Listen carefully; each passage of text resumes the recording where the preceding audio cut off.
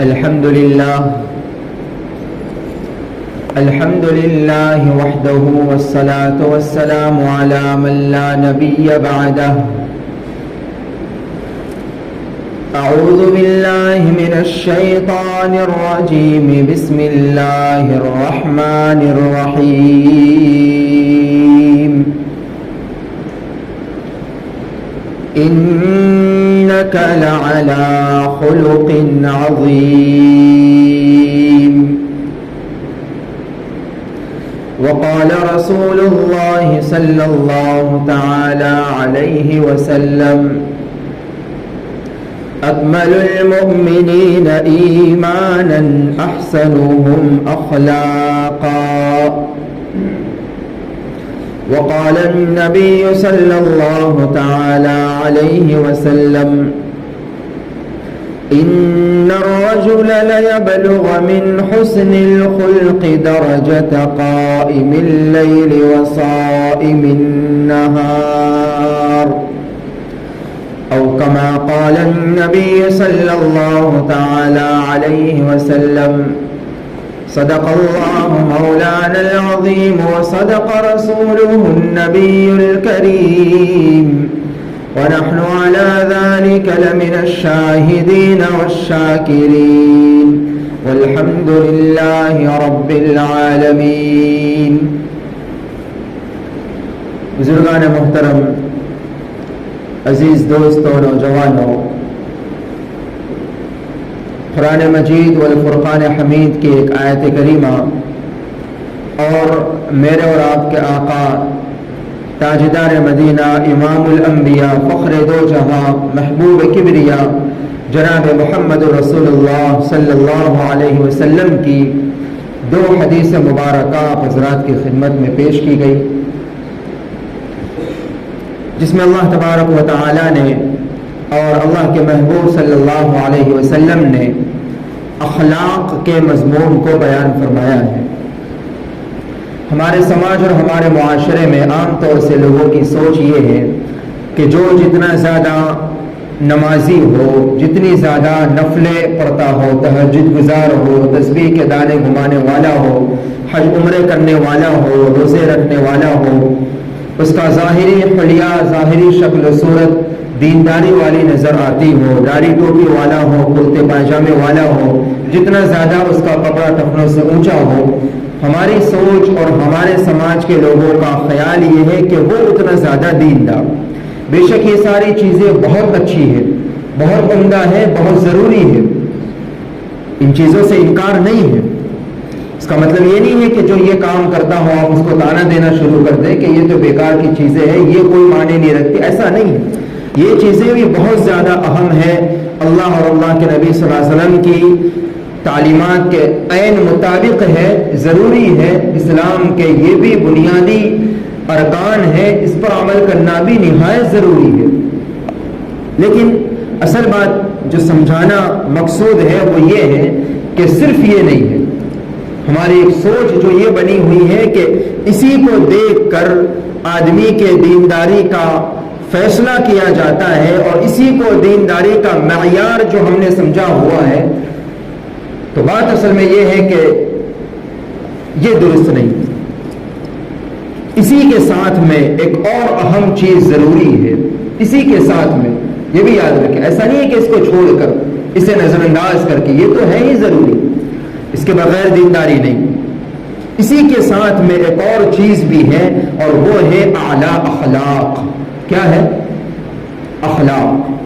اسی کے ساتھ میں دونوں چیزیں ہیں. مطلب یہ ہوا کہ اگر کوئی بندہ صرف ان چیزوں پر عمل کرتا ہے جس کو ہم ظاہری طور سے دینداری سمجھتے ہیں، صرف اسی پر عمل ہے اور اخلاق میں زیرو ہے، بالکل کوڑا ہے، تو وہ آدمی دیندار نہیں کہلا سکتا. حقیقت میں وہ دیندار ہرگز نہیں ہو سکتا. اور دوسرے نمبر پر جو دین کے یہ پہلو ہے، نماز روزہ وغیرہ والے، تو جو ان سے کوڑے ہیں اور بظاہر اپنے آپ کو ایجوکیٹڈ سمجھتے ہیں اور وہ ظاہری اخلاق اپنا کر یہ سمجھتے ہیں کہ ہم دیندار ہیں، یہ جو نمازیں وغیرہ پڑھتے ہیں داڑھی کرتے والے کوئی معنی نہیں ہے، تو یہ بھی ادھوری بات ہے، یہ بھی دینداری نہیں کہی جا سکتی. दोनों चीज़ें ज़रूरी हैं। तो आज इसी दूसरे पहलू पर मुख्तसरन कुछ गुफ्तगू, ये बड़ा अहम और तवील मजमून है। मुख्तसरन इस पर कुछ बातें। अच्छे अखलाक, जैसे आदमी मेकअप करता है, सजता संवरता है, वो अलग अलग अंदाज के होते हैं। कपड़े पहनना ये भी एक तरह का मेकअप है, सब सजना संवरना है। और नादे के बगैर कपड़े के आदमी कैसे बदसूरत लगेंगे। तो कपड़े भी अल्लाह ने इंसान की जीनत के लिए बनाए। क़द अंज़लना अलैकुम लिबासन युवारी सौआतिकुम वरीशा, तो ये भी एक तरह से जीनत है। तो ये भी एक तरह का गोया के मेकअप है। आप वुज़ू करें, गुस्ल करें और चेहरे को सजाएं संवारें, चेहरे से गर्द गुबार दूर करें, ये एक तरह से मेकअप है। और चीज़ें ख़वातीन को ज़रा ज़्यादा उसमें अल्लाह ने इजाज़त दी है, अपने घर में शरीयत के दायरे में रहते हुए वो जिस तरह का मेकअप करे तो वो एक तरह का मेकअप, उसे हम मेकअप समझते, सजना संवरना कहते हैं। तो आप ये समझिए कि एक ऐसा मेकअप जिसका असर कभी ख़त्म नहीं होता, एक ऐसा मेकअप कि जिससे खूबसूरती सिर्फ जवानी तक नहीं बल्कि हमेशा हमेशा बाकी रहती है तादम आखिर, बल्कि उससे बढ़कर इंसान की मौत के बाद भी वो मेकअप अपना असर बाकी रहता है, असर छोड़ जाता है। उस मेकअप का गोया कि आप यूँ समझे कि नाम है हुस्न अखलाक। जो आदमी अच्छे अखलाक वाला होता है ना, तो बज़ाहिर उसके कपड़े उम्दा ना हो, बज़ाहिर चेहरा बहुत ज़्यादा खूबसूरत ना हो, और बज़ाहिर दुनियावी एतबार से लोग जिसको खूबसूरती समझते हैं उसका कोई वस्फ उस पर ना हो।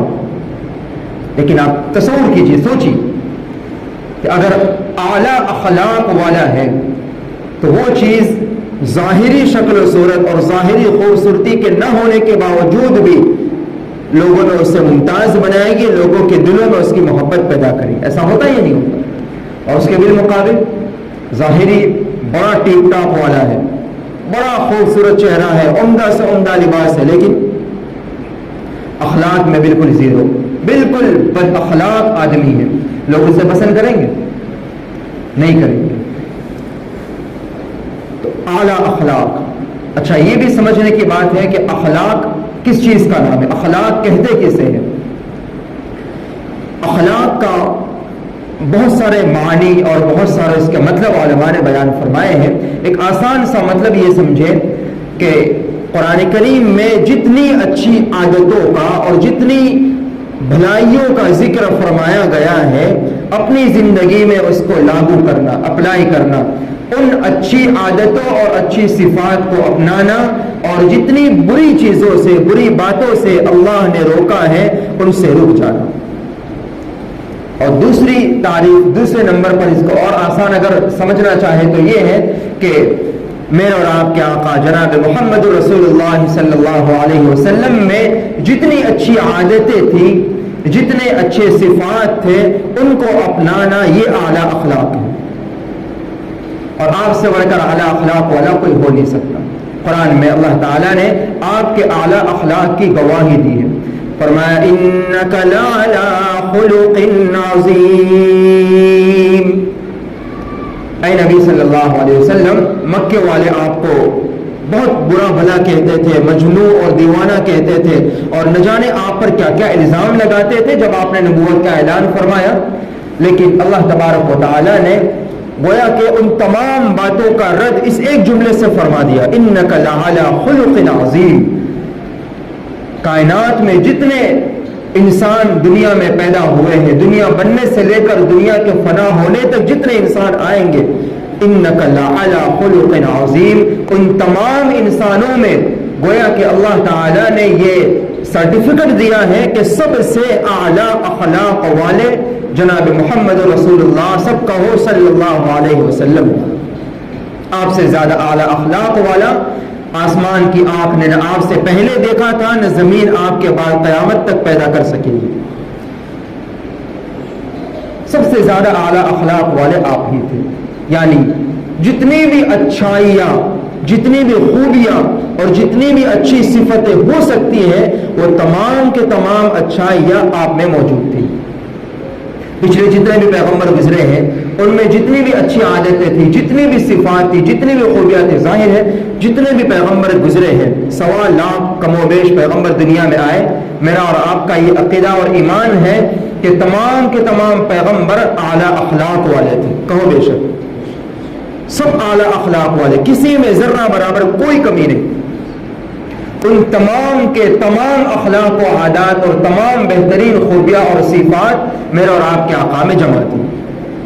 آج خوبا ہما دارن تو تنہا داری، اللہ کے نبی صلی اللہ علیہ وسلم کے بارے میں فرمایا گیا کہ جتنے خوبیاں، ظاہر جتنے بھی انسان گزرے ہیں ان میں کچھ برے لوگ ہوتے، کچھ اچھے لوگ ہوتے، کچھ بری صفتوں والے، برے اخلاق والے ہوتے، کچھ اچھے اخلاق والے ہوتے، اور ان تمام انسانوں میں سب سے زیادہ عمدہ اخلاق والے اللہ کے ولی، اللہ کے پیغمبر ولی اللہ ہوا کرتے ہیں، اور ان ولی اللہ سے بھی آگے بڑھ کر پیغمبر کی شان ہوتی ہے، اور ان تمام پیغمبروں میں سب سے بڑھ کر میرے اور آپ کے آقا صلی اللہ علیہ وسلم کی شان ہے۔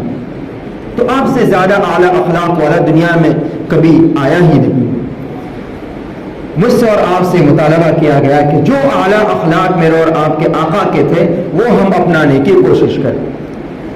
یہ حقیقت ہے کہ جب ہم اپنے اخلاق کو درست کر لیں گے، اخلاق نبوی کو ہم اپنانے کی کوشش کریں گے، تو انشاءاللہ تعالی ہمارے سماج اور معاشرے کی ایک ایک کر کے تمام برائیاں خود بخود ختم ہو جائیں گی۔ اب یقین مانیے اس جملے کو آپ اپنے پلے باندھ کر لے جائیں۔ سماج اور معاشرے کی جتنی برائیاں ہیں، چونکہ میرے اور آپ کے آقا کی جتنی بھی خوبیاں اور جتنی بھی اچھی صفتیں تھیں وہ صرف دینی اور اخروی لحاظ سے ہی نہیں تھی، بلکہ دنیاوی اعتبار سے بھی، سماج اور معاشرے کے لحاظ سے بھی جتنی اچھائیوں اور خوبیوں کی ضرورت ہوتی ہے وہ تمام آپ میں موجود تھی۔ آقا کے اخلاق کیسے عمدہ تھے اس کو بیان کرنے کے لیے تو کافی لمبا وقت چاہیے۔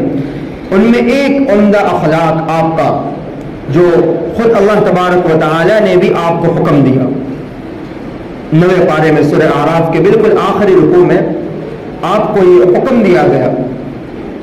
اخلاق کے بہت سارے اعمال ہیں، بہت ساری اس کی صفتیں ہیں، لوگوں کو معاف کرنا، لوگوں سے خندہ پیشانی سے مسکرا کے ملنا، لوگوں سے درگزر سے کام لینا، اپنی ذات سے یا اپنے کام سے یا اپنی کسی بات سے کسی کو تکلیف نہ پہنچانا، لوگوں کی تکلیفوں کو سہ جانا، اپنے حقوق کو معاف کرنا، لوگوں کے حقوق کو ادا کرنا، کسی کی غیبت نہ کرنا، کسی کا دل نہ دکھانا، کسی کی برائی نہ کرنا، کسی کو تکلیف نہ پہنچانا، بہت ساری چیزیں اس میں شامل ہیں۔ اخلاق میں بہت ساری چیزیں ہیں، اس میں ایک صفت اور ایک چیز جو میرے اور آپ کے آقا کو حکم بھی دیا گیا اور میرے اور آپ کے آقا نے صحابہ کو بھی حکم دیا اور صحابہ کے واسطے سے گویا ہم تمام کو اس کا حکم دیا، وہ ہے عفو درگزر کرنا، معاف کرنا۔ بولے یہ اچھے اخلاق کی نشانی ہے یا نہیں؟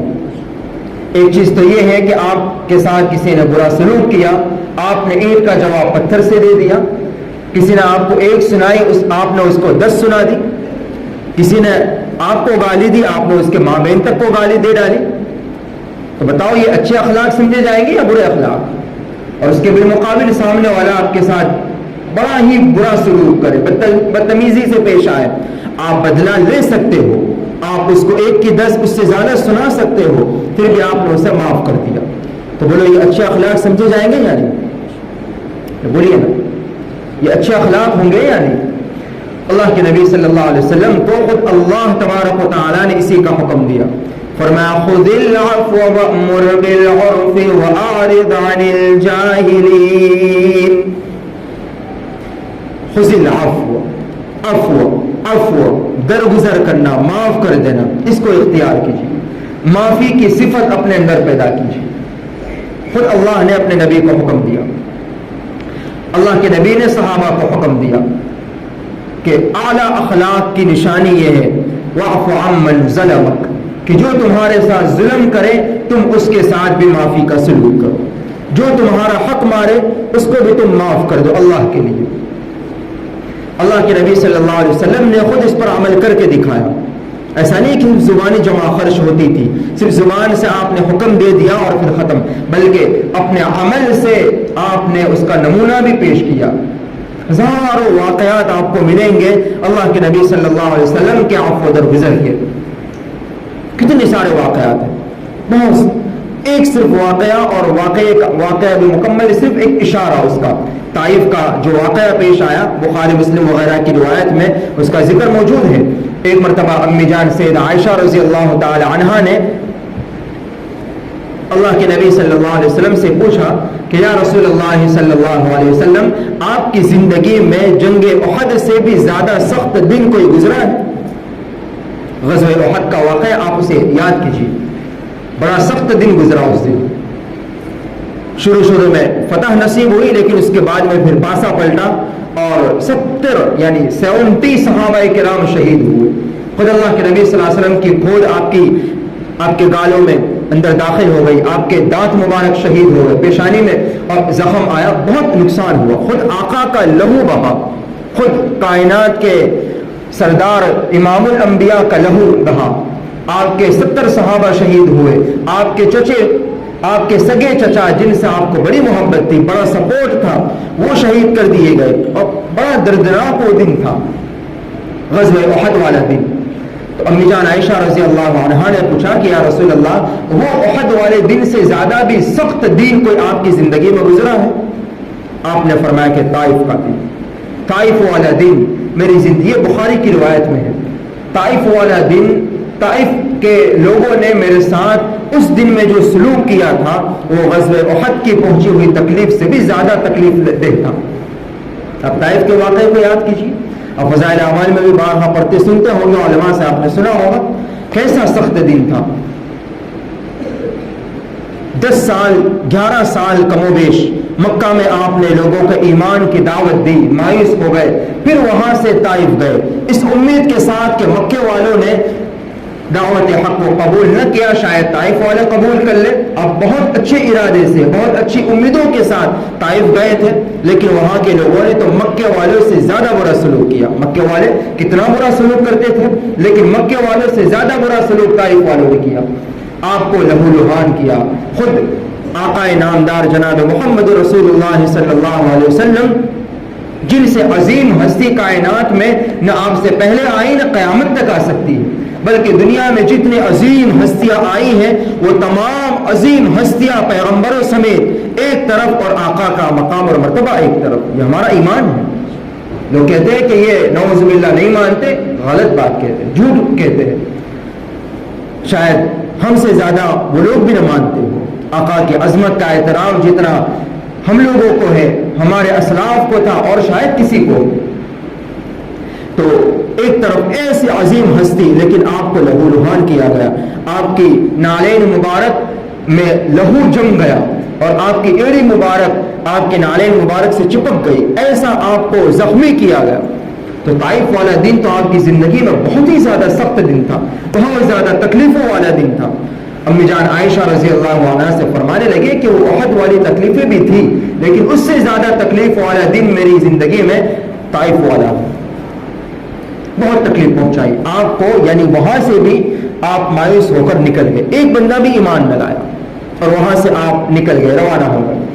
جب آپ واپس مکے کی طرف جا رہے تھے، راستے میں جبریل امین آئے پہاڑوں کے فرشتوں کو لے کر، اور اللہ کے نبی صلی اللہ علیہ وسلم سے عرض کرنے لگے، اجازت لینے لگے کہ یا رسول اللہ صلی اللہ علیہ وسلم، ان طائف والوں نے آپ کے ساتھ بہت برا سلوک کیا، بہت آپ کو تکلیف پہنچائی، دل چھلنی کیا، آپ اگر اجازت دے تو یہ پہاڑ پر مقرر فرشتے ساتھ لے کر آیا ہوں، یہ پہاڑ کو اٹھا کر ان کے لیے کوئی مشکل کام نہیں ہے، ایک چھوٹی سی چیز کو، ایک تنکے کو اٹھا کر دوسری جگہ رکھنے کے مانند ہے، آپ اجازت دے پہاڑ کو اٹھا کر اس بستی والوں پر رکھ دیں گے، سارے کے سارے کچل دیے جائیں گے۔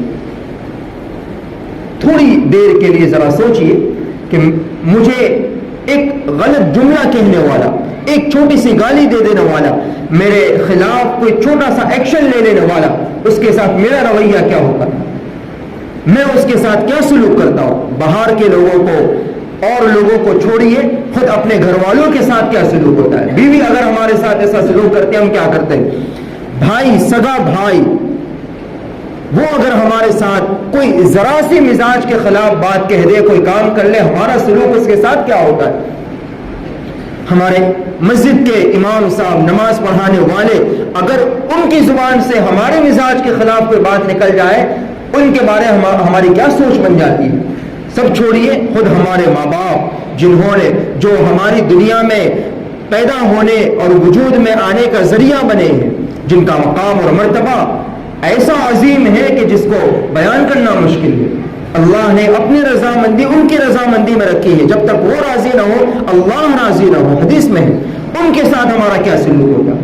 ہمارے ماں باپ اگر ہمارے خلاف، ہماری مزاج کے خلاف کوئی بات کہہ دے، ہم ان کو معاف کرنے تیار ہیں. ایک طرف یہ ہمارے اخلاق دیکھیے، اور اب آ جائیے ہمارے آقا کے اخلاق کا نمونہ دیکھیے. طائف والوں نے کیسا برا سلوک کیا. آقا خود فرماتے ہیں کہ احد سے زیادہ تکلیف والا دن میری زندگی میں طائف والا تھا. آپ صرف اجازت، آپ کو دعا کرنے کی ضرورت نہیں تھی، بد دعا کے لیے ہاتھ اٹھانے کی ضرورت نہیں تھی کہ ان کے لیے بد دعا کرتے، اور پھر آپ کی بد دعا پر آسمان سے لبیک کہی جاتی، پھر اللہ فرشتوں کو نہ، وہاں تو اوپر سے بھیج دیے گئے تھے. صرف اجازت سامنے سے آفر آ رہا تھا کہ یا رسول اللہ صلی اللہ علیہ وسلم آپ کہہ دیجئے کہ ہاں، صرف ہاں کہہ دیجئے، یہ پہاڑ اٹھا کر ان بستی والوں پر ڈال دیے جائے، سارے ہلاک ہو جائیں. اور آپ کے آقا نے کیا فرمایا؟ آپ نے اللہ سے دعا مانگی، الٹا دعا مانگی کہ اے اللہ یہ میری قوم کے لوگ میرے مقام اور مرتبے کو نہیں جانتے، اے اللہ میں نے ان کو معاف کیا، آپ بھی ان کو معاف کر دیجیے. کہنا اور سننا دوستوں بڑا آسان ہے. ذرا گھر جانے کے بعد رات تک، کل تک، ہفتے تک اپنے مزاج کے خلاف کوئی کام ہو جائے، کسی سے کوئی بات کانوں میں ٹکرا جائے نا، اس وقت یہ جملے یاد کرنا کتنا آسان ہے، کتنا مشکل ہے. اللہ کے نبی صلی اللہ علیہ وسلم نے معاف کر دیا اور فرمایا کہ امید ہے کہ یہ نہیں تو ان کی نسل ایمان لائے. اور پھر ایسا ہی یہ ایک نمونہ ہے آقا کے اعلیٰ اخلاق کا. ایسے ہزاروں واقعات ہیں میرے آقا کی زندگی میں. تو خود اللہ نے حکم دیا خذ العفو وامر بالعرف واعرض عن الجاہلین. آقا نے خود عمل کر کے دکھایا، اور آقا نے ہمارے اپنے صحابہ کو بھی اس کی تلقین فرمائی، اس کا حکم دیا کہ تم بھی ایسے اعلیٰ اخلاق پیدا کرنا، اور صحابہ نے بھی اس پر عمل کر کے دکھایا. احنف ابن قیس ان کا واقعہ ہے مختصراً. ایک مرتبہ کہیں سے آ رہے تھے، راستے میں کوئی بندہ، اچھا ان کا حال یہ تھا کہ بڑے بردبار تھے، بہت برداشت کرنے والے تھے، باقاعدہ لوگ ان کا امتحان لینے کے لیے آتے تھے، ان کے صبر کو آزمانے کے لیے آتے تھے. ایک مرتبہ کہیں سے آ رہے تھے، راستے میں کوئی بندہ آیا اور آپ کو بہت ہی برا بھلا کہنے لگا، آپ کو بہت ہی زیادہ اس نے گالیاں دینا شروع کر دی. آپ خاموشی سے سن رہے، چل رہے، راستے میں بس شہر کے یا آپ کے قبیلے کے قریب پہنچے، آپ رک گئے اور اس بندے سے کہا کہ دیکھو اب میرا علاقہ شروع ہو رہا ہے، میرے قبیلے کے لوگ، میرے جاننے پہچاننے والے لوگ یہاں رہتے ہیں، تم کو جتنی گالی دینی ہو، جتنا برا بھلا کہنا ہو، میں یہاں ٹھہرا ہوا ہوں، آپ کہہ دیجئے اور پھر یہاں سے آپ چلے جاؤ. اگر آگے بڑھے اور آپ کا یہی سلسلہ جاری رہا تو میرے جاننے پہچاننے والے، میرے سپورٹر آئیں گے، تمہاری چمڑی ادھیڑ دیں گے.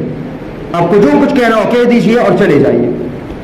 آپ کے قدموں میں گر گیا اور کہنے لگا میں تو آپ کا معاف کی جگہ آپ کا امتحان لینا چاہتا تھا، میں آپ کو برا بھلا کہنا نہیں چاہتا.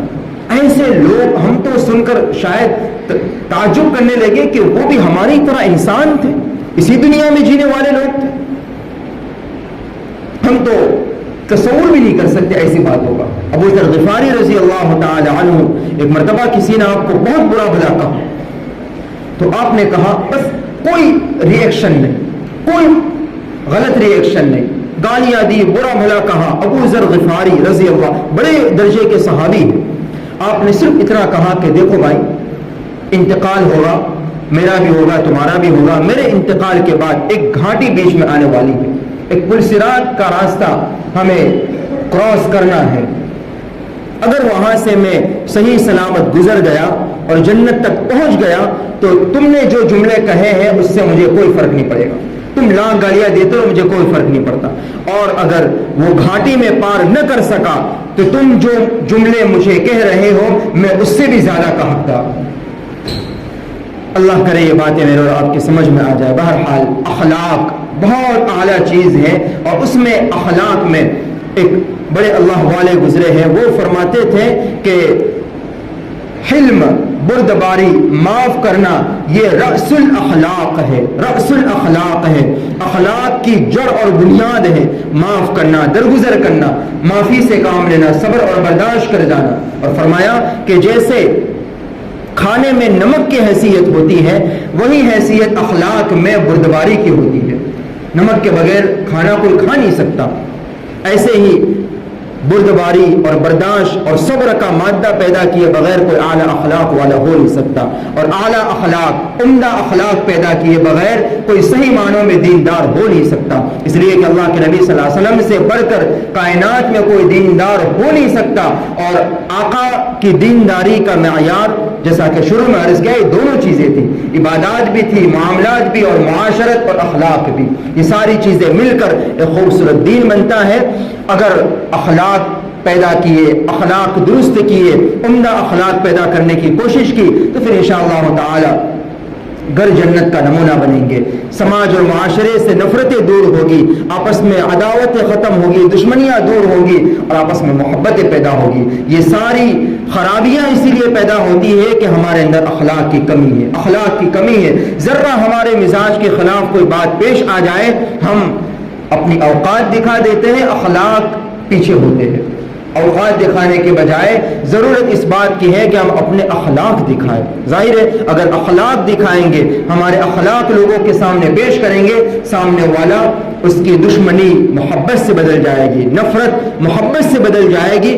یہ اللہ کا وعدہ ہے۔ یہ آخری جملہ بس یاد رکھیں، اگر ہم نے اخلاق پیدا کیے، سامنے والے کو اپنی اوقات دکھانے کے بجائے، اپنی اصلیت دکھانے کے بجائے اپنے اخلاق دکھائے، تو آپ یقین مانیں دشمن دوست بن جائے گا۔ اللہ نے قرآن میں اس کا وعدہ فرمایا، کأنک ولی حمیم، جو آپ کے ساتھ ادفع باللتی ہی احسن فإذا الذی بینک وبینہ عداوۃ کأنہ ولی حمیم، جو تمہارے ساتھ برا سلوک کرے، ادفع باللتی ہی احسن، اس کے ساتھ بھی حسن سلوک کا معاملہ کرو، اچھے اخلاق سے پیش آؤ۔ اللہ فرماتے اس کی برکت سے دشمن دوست بن جائے گا، دشمنی اور نفرت اور عداوت محبت سے بدل جائے گی۔ اللہ تبارک و تعالی سب سے پہلے یہ اعلیٰ اخلاق ہم تمام میں پیدا فرمائے، اور تمام امت مسلمہ کو ان باتوں کو سمجھنے کی اور اس پر عمل کرنے کی توفیق عطا فرمائے، اور نبوی اخلاق میرے اور آپ میں اللہ تعالی پیدا فرما دے، آمین۔ وآخر دعوانا الحمدللہ رب العالمین۔